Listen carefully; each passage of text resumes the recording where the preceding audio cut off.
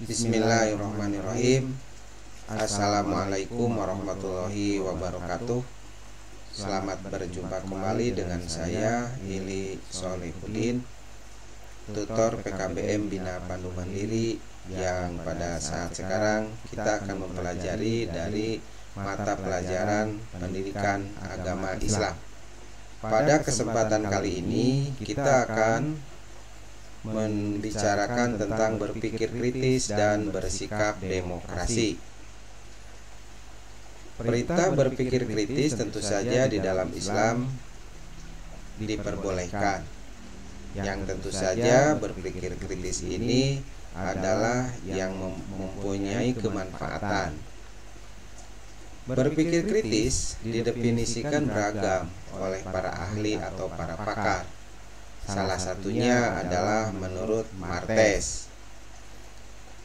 Apa menurut Martes? Berpikir kritis adalah sebuah proses yang sadar dan sengaja yang digunakan untuk menafsirkan dan mengevaluasi informasi dan pengalaman dengan sejumlah sikap reflektif dan kemampuan yang memandu keyakinan dan tindakan. Apa saja yang dapat kita tahu bahwa berpikir kritis itu apa? Nah, berangkat dari definisi tadi bahwa sikap dan tindakan yang mencerminkan berpikir kritis terhadap ayat-ayat Allah Subhanahu wa Ta'ala.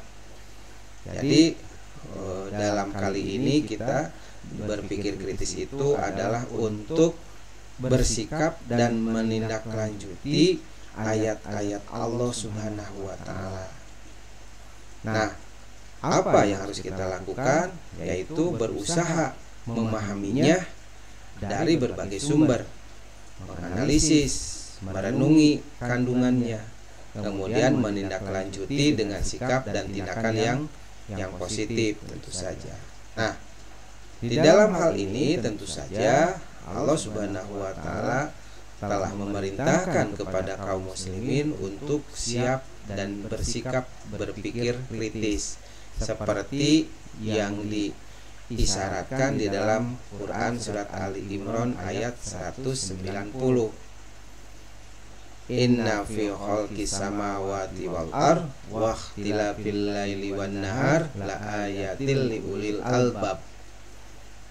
Artinya sesungguhnya dalam penciptaan langit dan bumi dan selisih bergantinya malam dan siang terdapat tanda-tanda bagi orang yang berakal. Itu adalah surat Al-Imran ayat 190. Ini mengisyaratkan kepada kita bahwa kita sebagai makhluk Allah yang diberi akal pikiran untuk bisa mempergunakan akal pikiran itu untuk bisa memikirkan apa yang diciptakan oleh Allah berupa bumi, berupa langit, termasuk pergantian antara siang pada malam. Nah, di sanalah perlu kita dipikirkan, kenapa terjadi itu? Ada apa di balik itu? Nah, selanjutnya firman Allah pula dalam surat Al-Imran ayat 191 dikatakan, alladzina yadhkurunallaha qiyaman wa qu'udan wa ala junubihim wa yatafakkaruna fi khalqis samawati wal ardh rabbana ma khalaqta hadza batila subhanaka faqina adzabannar.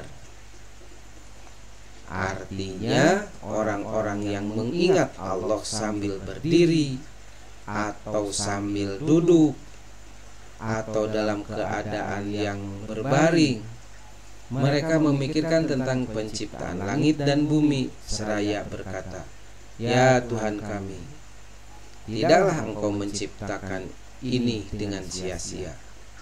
Maha suci Engkau, maka peliharalah kami dari siksa neraka.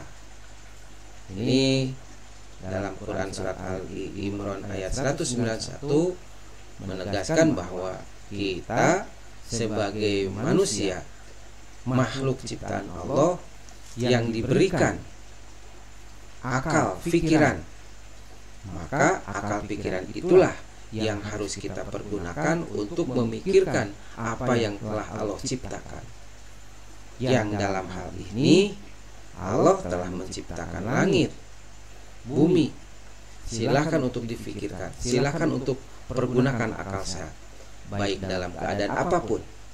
Di sini dalam ayat dikatakan dalam keadaan berdiri, dalam keadaan berbaring, dalam keadaan seperti apapun. Begitu juga Rasulullah Shallallahu Alaihi Wasallam pada saat beliau mendapatkan wahyu ini menangis. Kenapa menangis? Sebab alangkah ruginya dan alangkah celakanya orang yang membaca ayat ini tapi tidak pernah mempergunakan akal pikirannya. Maka kita sebagai orang, sebagai manusia, sebagai makhluk yang diciptakan oleh Allah yang dikaruniai akal pikiran, maka pergunakanlah akal pikiran itu dengan sebenar-benarnya, dengan sebaik-baiknya. Apalagi pada ayat 191 Allah menjelaskan, silakan pergunakan akal pikiranmu pada saat kapan saja, bagaimana saja kamu berada, baik dalam keadaan berdiri, dalam keadaan berbaring. Artinya berdiri dalam keadaan kekuasaan, artinya yang mempunyai sesuatu yang leluasa. Atau dalam keadaan berbaring, artinya pada saat kita tidak berdaya.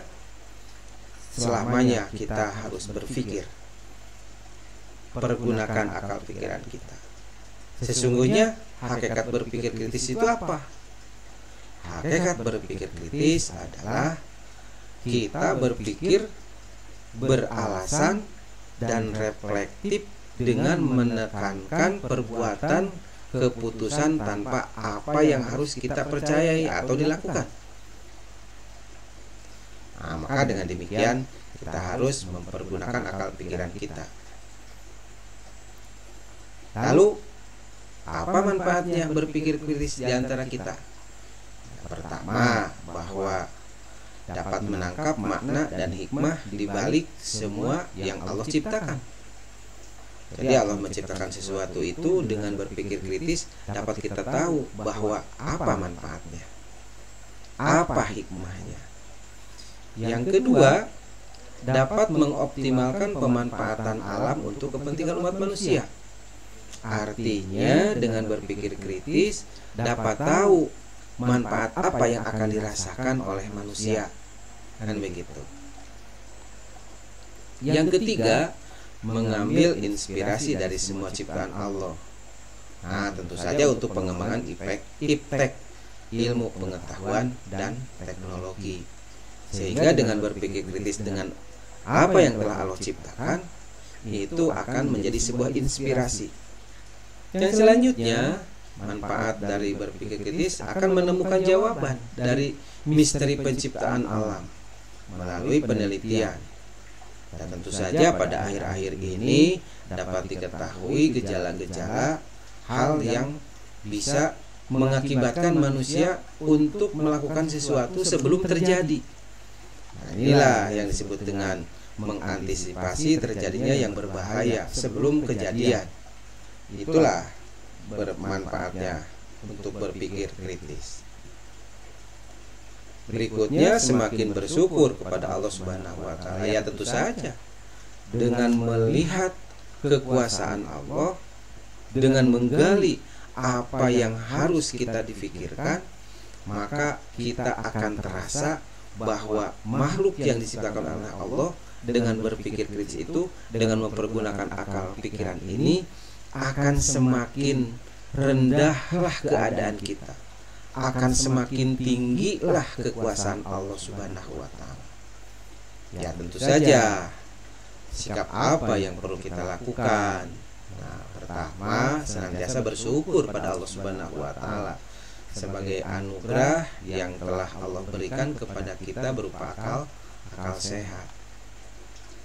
Yang kedua adalah senantiasa terus bersyukur pada Allah Subhanahu wa Ta'ala atas anugerah alam semesta yang telah Allah ciptakan. Memanfaatkan kajian terhadap ayat Al-Quran secara lebih mendalam bersama para pakar di bidang masing-masing. Yang tentu saja ketika kita mengkaji lebih mendalam dengan para pakar akan mendatangkan inspirasi berikutnya. Yang keempat adalah menjadikan ayat Al-Quran sebagai inspirasi. Nah, itu tadi. Berikutnya menjadikan ayat kauniyah, ayat alam semesta sebagai inspirasi dalam pengembangan ilmu pengetahuan dan teknologi. Ya, tentu saja yang namanya teknologi, yang namanya iptek itu akan semakin terus berkembang. Ya, akan semakin terus berkembang pada saat kita selamanya untuk ingin maju.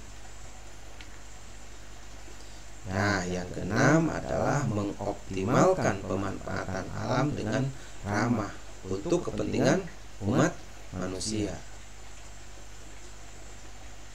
Nah, itulah yang bisa saya sampaikan pada kesempatan ini. Sekali lagi bahwa kita harus semangat untuk belajar. Teruskan semangat belajarnya dan kerjakan penilaiannya. Jangan sampai lupa supaya hasil yang kita dapat dari belajar memuaskan. Demikian atas perhatiannya, dan saya sampaikan sekali lagi terima kasih. Billahi taufiq wal hidayah. Wassalamualaikum warahmatullahi wabarakatuh.